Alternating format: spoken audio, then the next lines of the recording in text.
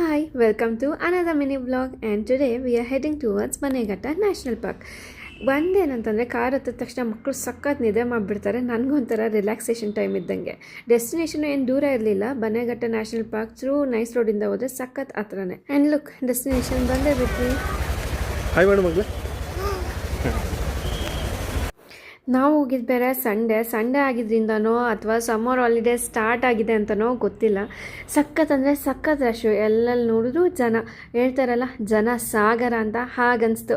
ಬಿಸಿಲು ಬೇರೆ ಪೀಕಲ್ಲಿ ಇತ್ತು. ಹಬ್ಬ ಈ ಬಿಸಿಲಲ್ಲಿ ಎರಡೂ ಮಕ್ಕಳನ್ನೂ ಎತ್ಕೊಂಡು ನಡೆಯೋಕ್ಕಾಗೋದೇ ಇಲ್ಲ ಅಂತ ಫಸ್ಟ್ ಪ್ಲ್ಯಾನ್ ಮಾಡಿದ್ದು ಸಫಾರಿಗೆ ಹೋಗಿ ಬರೋ ಅಷ್ಟರಲ್ಲಿ ಬಿಸಿಲು ಸ್ವಲ್ಪ ಕಮ್ಮಿ ಆಗಿರುತ್ತೆ. ಆಮೇಲೆ ಆರಾಮಾಗಿ ಓಡಾಡಿಕೊಂಡು ಝೂನು ನೋಡೋಣ ಅಂತ ಪ್ಲ್ಯಾನ್ ಮಾಡಿದ್ವಿ.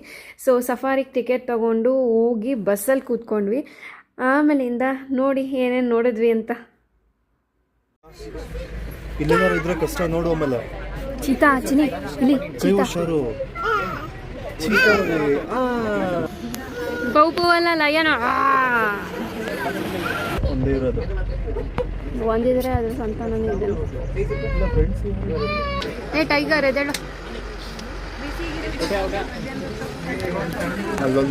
ಸಫಾರಿ ಒಂಥರ ಸಕ್ಕತ್ತಾಗಿತ್ತು. ಅನಿಮಲ್ಸ್ನೆಲ್ಲ ಅಷ್ಟು ಹತ್ತಿರದಿಂದ ನೋಡೋದೇ ಒಂಥರ ಚೆಂದ. ಅದರಲ್ಲೂ ಮಕ್ಳಿಗೆ ಬೇರೆ ತೋರಿಸ್ಬೇಕು ಅನಿಮಲ್ಸ್.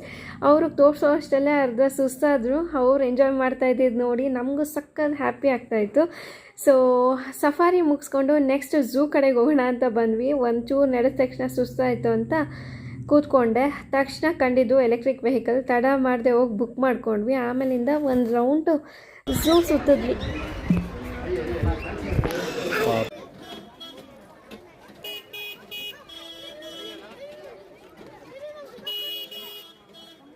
ಹಬ್ಬ ಝೂ ಎಲ್ಲ ಸುತ್ತೋವರೆಗೆ ಸಾಕಾಗೋಯ್ತು. ದೇಹಕ್ಕೆ ಟಯರ್ಡ್ನೆಸ್ ಆದರೂ ಮನ್ಸ್ಕೊಂಥರ ನೆಮ್ಮದಿ, ಖುಷಿ, ಹ್ಯಾಪಿನೆಸ್ಸು ಆ್ಯಂಡ್ ಮೈಂಡ್ಗೆ ರಿಫ್ರೆಶ್ಮೆಂಟು ಎಲ್ಲ ಮುಗಿಸ್ಕೊಂಡು ಮನೆಗೆ ಹೋಗೋ ಅಷ್ಟರಲ್ಲಿ ಸನ್ಸೆಟ್ ಆಗ್ತಾಯಿತ್ತು. ನೋಡಿ ಎಷ್ಟು ಚೆಂದ ಇದೆಲ್ಲ sun. Okay, thank you, bye, see you next vlog.